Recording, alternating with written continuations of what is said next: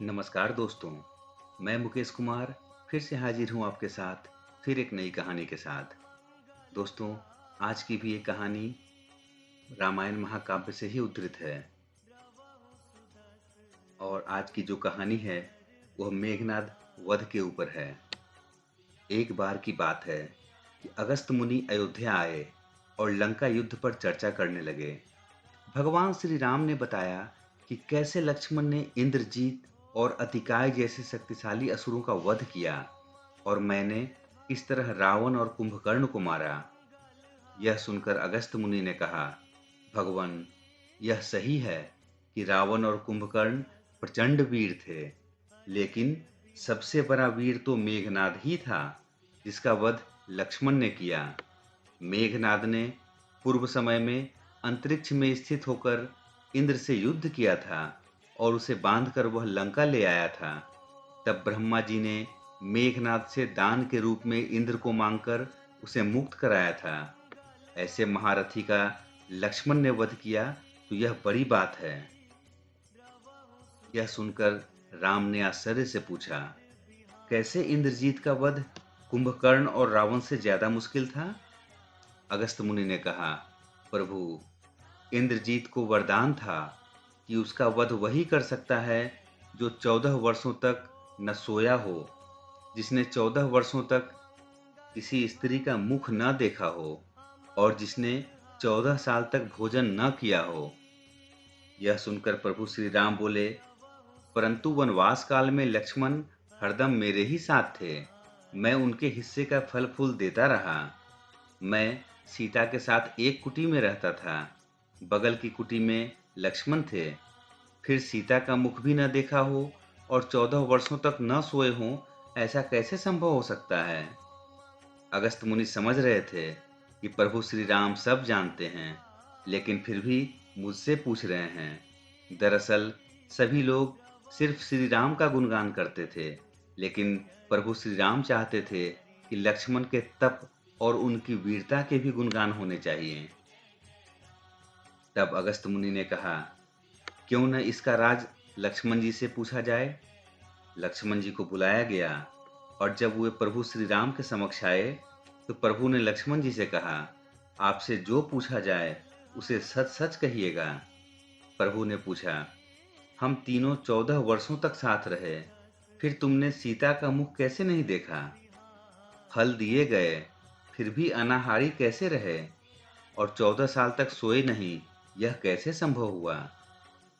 तब लक्ष्मण जी ने बताया, भैया, जब हम भाभी को तलाशते हुए ऋषिमुख पर्वत पर गए तो सुग्रीव जी ने हमें उनके आभूषण दिखाकर पहचानने को कहा। आपको स्मरण होगा, मैं तो सिवाय उनके पैरों के नुपुर के कोई आभूषण नहीं पहचान पाया था, क्योंकि मैंने कभी भी उनके चरणों के ऊपर देखा ही नहीं है। अब 14 वर्ष नहीं सोने के बारे में सुनिए। आप और माता एक कुटिया में सोते थे। मैं रात भर बाहर धनुष पर बांध चढ़ाए पहरेदारी में खड़ा रहता था। निद्रा ने मेरी आंखों पर कब्जा करने की कोशिश की तो मैंने निद्रा को अपनी बाहों से बेंध दिया था। ऐसा कहा जाता है कि लक्ष्मण के बदले उनकी पत्नी उर्मिला 14 वर्ष तक सोती रही। निद्रा ने हार कर स्वीकार कर लिया कि वह 14 साल तक मुझे स्पर्श नहीं करेंगी, लेकिन जब श्री राम का अयोध्या में राज्याभिषेक हो रहा होगा और मैं उनके पीछे सेवक की तरह छत्र लिए खड़ा रहूंगा, तब वह मुझे घेरेगी। प्रभु, आपको याद होगा, राज्याभिषेक के समय मेरे हाथ से छत्र गिर गया था। अब सुनिए कि मैं 14 साल तक कैसे अनाहारी रहा। मैं जो फल फूल लाता था, आप उसके 3 भाग करते थे। एक भाग देकर आप मुझसे कहते थे, लक्ष्मण, फल रख लो। आपने कभी फल खाने को नहीं कहा। फिर बिना आपकी आज्ञा के मैं उसे खाता कैसे? मैंने उन्हें संभाल कर रख दिया। सभी फल उसी कुटिया में अभी भी रखे होंगे। प्रभु के आदेश पर लक्ष्मण जी चित्रकूट की कुटिया में वे सारे फलों की टोकरी लेकर आए और दरबार में रख दिया। फलों की गिनती हुई। 7 दिन के फल के हिस्से नहीं थे। प्रभु ने कहा, इसका अर्थ है तुमने 7 दिन तो आहार लिया था। लक्ष्मण जी ने 7 फल कम होने के बारे में बताया। उन 7 दिनों में फल आए ही नहीं। जिस दिन हमें पिताश्री के स्वर्गवासी होने की सूचना मिली, हम निराहारी रहे। जिस दिन रावण ने माता का हरण किया, उस दिन फल लाने कौन जाता?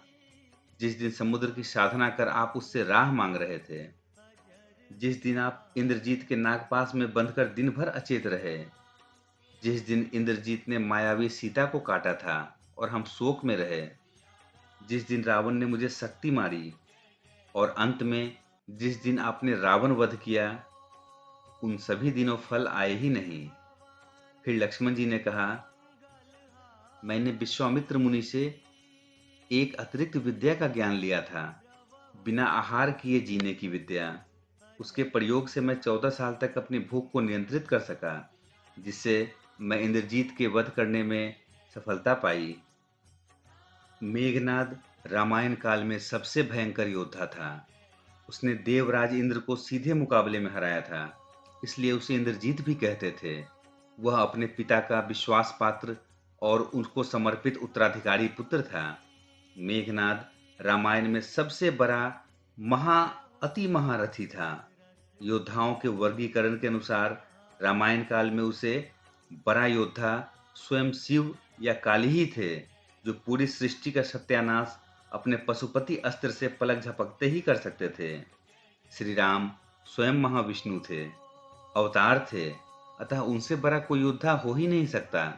अतः श्री राम से किसी की तुलना करना उचित है ही नहीं। मेघनाथ को देवी देवताओं से बहुत सारे अस्त्र शस्त्र और वरदान मिले थे, क्योंकि वह बहुत बड़ा समर्पित भक्त भी था, तांत्रिक भी था। देवी निकुंभला की उस पर बड़ी कृपा थी।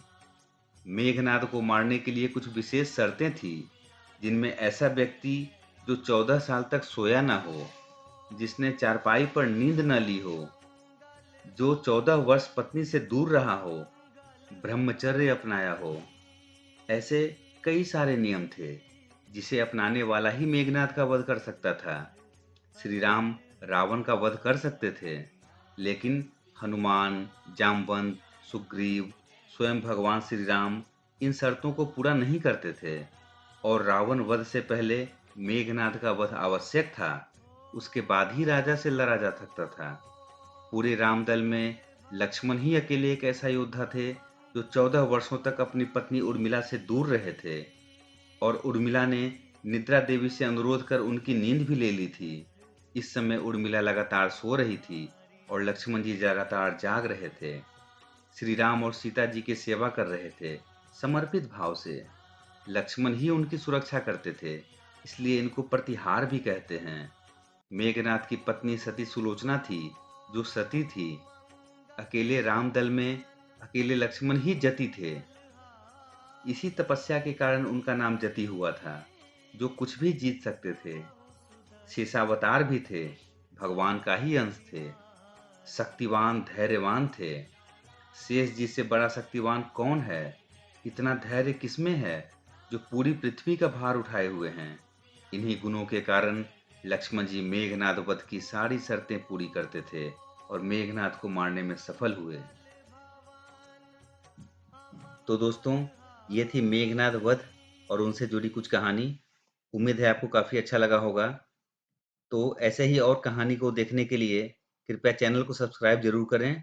मिलते हैं दोस्तों फिर किसी अगली कहानी में। तब तक के लिए जय हिंद, जय भारत। व्यस्त रहें, स्वस्थ रहें, मस्त रहें।